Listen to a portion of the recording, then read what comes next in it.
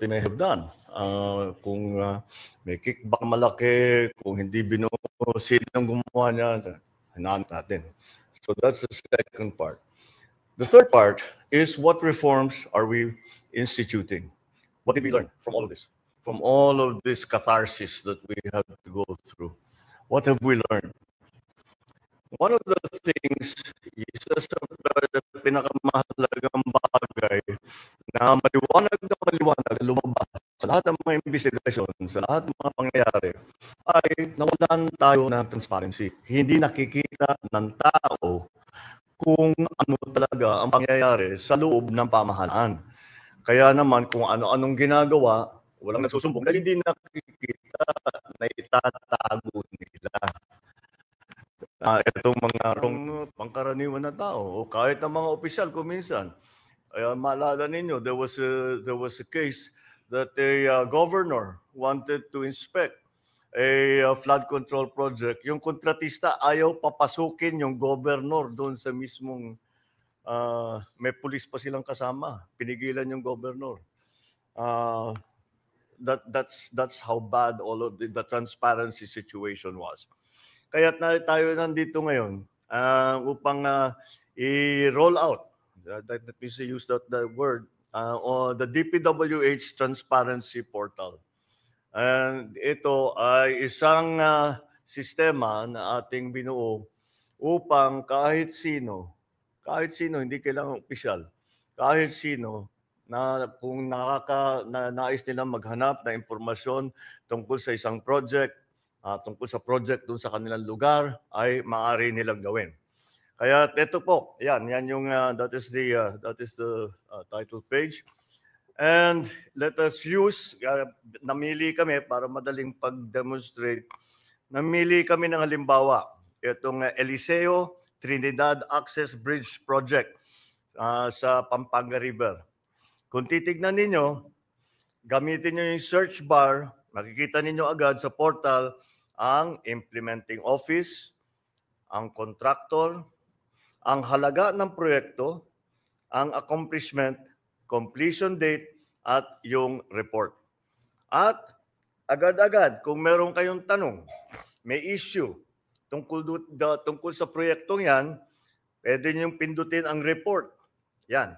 Kung saan maaari ninyong itag ang proyektong bilang completed, defective, duplicate, unfinished, o ghost. Kung hindi naman, pwede ninyong makita ang ibang impormasyon pa tungkol sa proyekto tulad ng location data, kung nasaan, pati mailagay natin sa mapa, ang location data, map view, at saka yung eksaktong location ng proyekto. Meron ding tab para sa procurement detail. Paano ba pinocure ang mga materyales para dito? Kung saan naman makita ang approved budget para sa isang kontrata, mga petsa ng procurement activities, kailan yung mga buying doon sa mga sa gamit, kung kailan na-advertise, kailan pinabid, kailan inaward, at iba pang mga detalye ng mga kontraktor na lumahok sa bidding at ang mga winning bidder. Meron naman sa Documents tab, pindutin yan. Documents tab naman, maaaring ma-view o ma-download ang mga ito. Ito dahil ginagawa natin full disclosure. Dahil karapatan na malaman ng lahat kung paano ginagastos ang pera ng bayan. Bawat proyekto, merong geotag na photo. Saan yung photo? Yan. Geotag na photo. Geotag, ibig sabihin may location, very specific location. Mula simula, habang ginagawa, at hanggang matapos, kung may ghost project, madaling makita ito. Ito ay patunay na ang ating transparency ay may kasamang traceability. Ang isa sa pinakamagandang feature ng Transparency Portal sa pagtutulungan ng DPWH, Philippine Space Agency at ang pribadong sektor, maaari nyo rin makita ang satellite na images nito. Ito, kagaya niyan. Tiyakin natin na kung may makitang hindi tama o labag sa batas, aksyonan natin kaagad. Lalong-lalo na pag ito ay naituro sa atin ng ating mga kababayan. Kaya paulit-ulit kong sinasabi, lahat ng ating mga kapwa Pilipino, huwag kayong magdalawang isip na meron kayong isumbong ninyo para mapag-aralan namin, matignan namin, ma-assess namin kung talagang may problema o hindi. Para naman mas madali ang pagtatanong, meron tayong AI, gumagamit na tayo ng AI assistant na sasagot sa inyong specific queries sa Pilipino man o sa Ingles. Dinisenyo ito para makatiyak na kahit hindi ka techie, kahit hindi ka technical, madaling-madaling ayusin ito. English at saka Pinoy at saka Tagalog, pwedeng gamitin ito. Halimbawa, gusto mong malaman ang mga proyekto kontra baha sa Kupang, Muntinlupa. Tutulungan tayo ng AI ng portal na makalap ng lahat ng impormasyon tungkol sa barangay na ito sa Muntinlupa. Kagaya niyan. Hindi. Ito, dito nasa kanan. Ayun. Alright. Kung halimbawa naman, kayo interesado sa mga proyektong ipapabid pa lang, available naman sa portal na ito ang live streaming ng lahat ng ongoing procurement activities ng DPWH.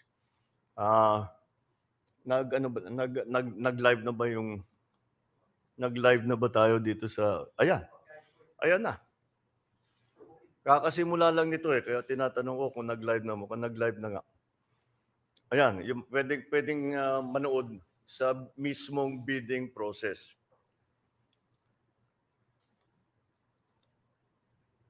Gaya na lamang ng mga proyekto ito ng DPWH sa NCR na kasalukuyan ay pinapabid ngayong araw. Ito na nga, pinapabid ngayong araw. Ididirekta tayo ng portal sa page kung saan maaari ninyong mapanood live ang bidding process. Ito mas komprehensibo sa ating Sumbong sa Pangulo website dahil talagang napakarami na ang informasyon.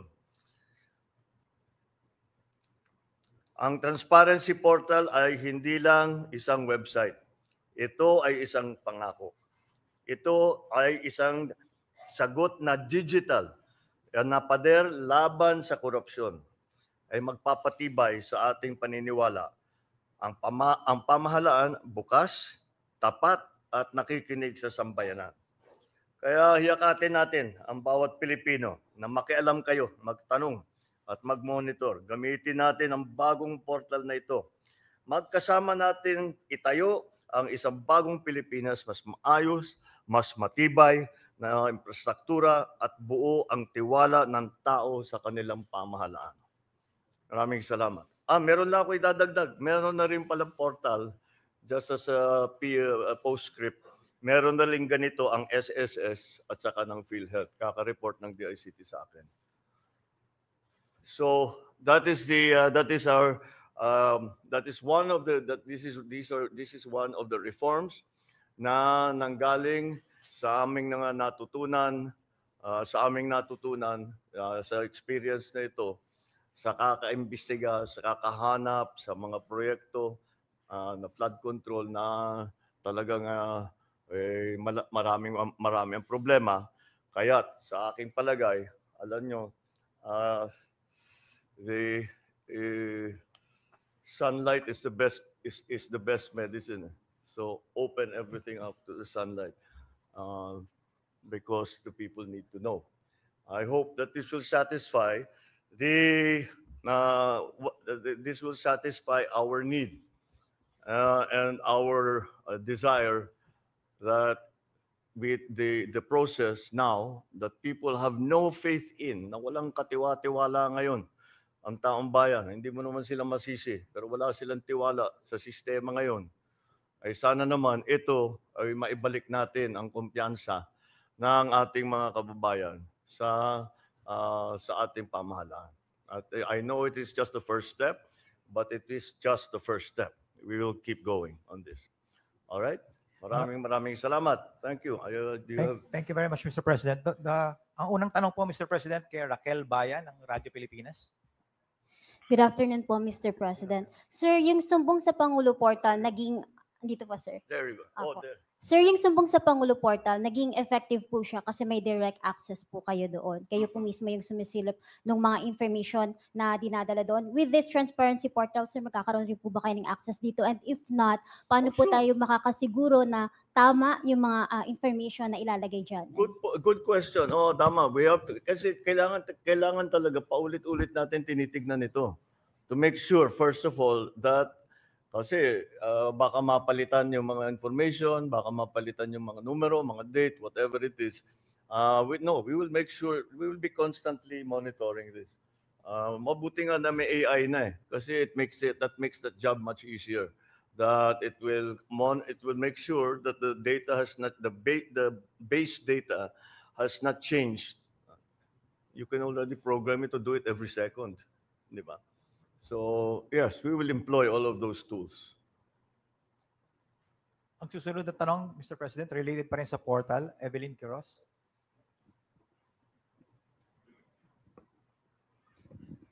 Good afternoon, Mr. President. Clarification lang po, ito pong portal, ginawa po ng DPWH with the help of PADSI, Philippine Aerospace po. Yeah.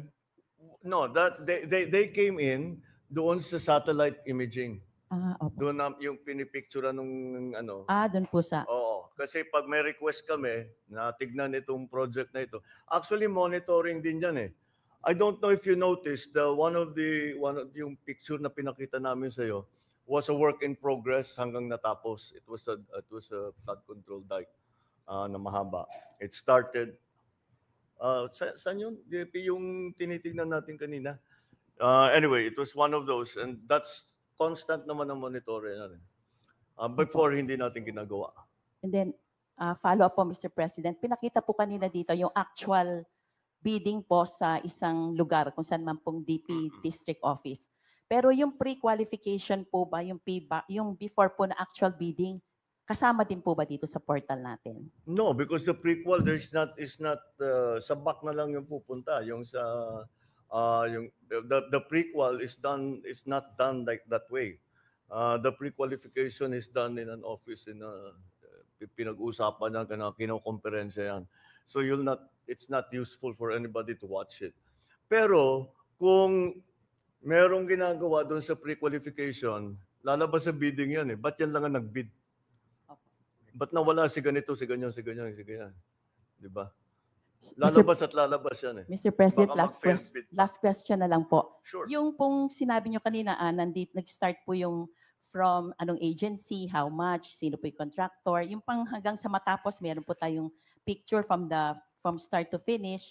Pero na-consider din po ba ng DPWH na, kasi po ito pong na-file natin ng mga cases sa Sandigan Bayan, kasama po sa mga inisyong na warrant of arrest, yung po sa mga district offices na mga chief ng planning, sila po yung nag-review o tumitingin po actual sa mga project. Kasama po ba yun na kinonsider din po na pwedeng private na lang po yung para mga PMO na ginagawa ng mga private offices po? Kung pwede. Again, hindi ko naintindihan. Kasi po ngayon, bawat district po, meron po tayong tinatawag na hepe ng planning, Sure. ano po yun, secretary. Oo. Sila po yung titingin kung ano po yung actual. Yun nga po, dito nga po nagka-problema, hindi ho ba napapalusot? Na-consider po ba, or pwede po ba natin i-consider na magkaroon ng private mga engineers, yung mga PMO na tinatawag po? Para maiwasan po yung maulit ito. Kasi po ang purpose po natin ay maiwasan to, ma-resolve. So, pwede po bang ma-consider yon? Kasi po sa private, yun po ang alam kong ginagawa, Mr. President. Oo nga. Thank you po. Third party? Pwede. Third party inspector? If that's what's necessary, I just hope it doesn't. Basta hindi patagalin yung proseso, bakit hindi? Who will pay for it? Thank you, Mr. President. The next question from Maricel Halili. Hi, sir. Good afternoon. Good Sir, afternoon. on other issue, after the statement of Malacanang that E.S. Bersamin has voluntarily filed his resignation, E.S. Bersamin also spoke to the media saying that he was asked to resign. So, sir, first, was he asked to resign? Why did you decide to let go of both E.S. Bersamin and Secretary Pangandaman? And what does it say about the cabinet that E.S. and Secretary Pangandaman were dragged into this issue? Well, you know, the question about the Chief Luke and myself, wala, nag-usap na kami. And we understand each other and we decided to keep it between ourselves. There's no bad blood. There is no acrimonious feeling there. So that's fine. Si Sec Mina, because her name was dragged into the whole thing. You know, it makes it clear that whatever is going on, kung ano man ang mga questioning, kung ano man ang mangyayari, we want to be sure that she's not in a position where she might be suspected of influencing all that.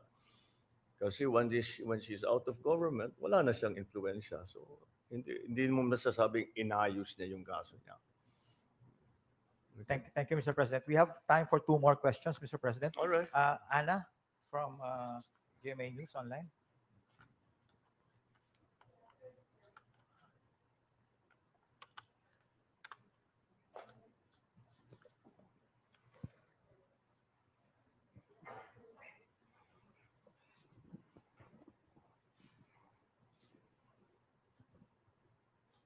Good afternoon, sir. Yes. Sir, how do you respond to the drug use accusations made by no less than your sister, Senator Amy Marcos, against you and the First Family? Sir, were you hurt by her accusations, and how do you explain these claims to the public?